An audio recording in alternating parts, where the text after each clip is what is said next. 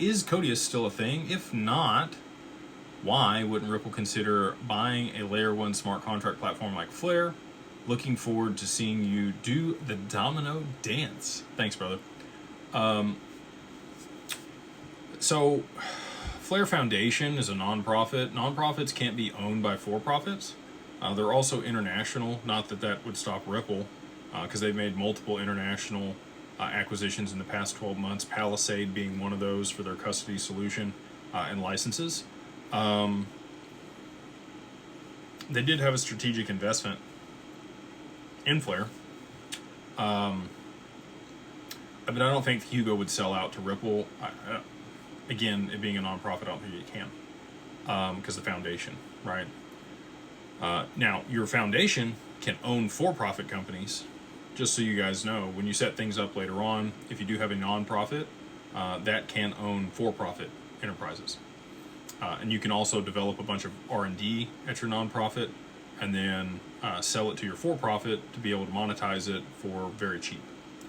And get donations to develop the IP at the nonprofit, which allows people's tax write-offs. Anyway,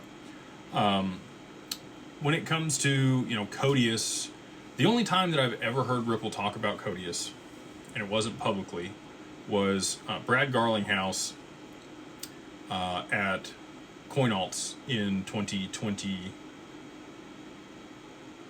It was the first time I met him in person, shook his hand, he knew who I was, which was weird.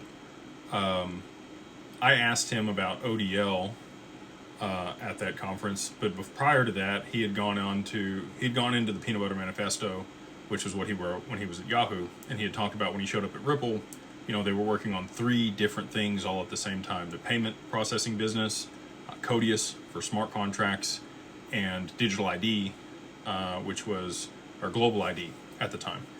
Global ID has since spun out. We've talked to them a couple different times. They've actually made some good introductions, but they're chain agnostic at this point. Do I use lip filler? No. These are natural. Fortunately or unfortunately, whatever you want to say.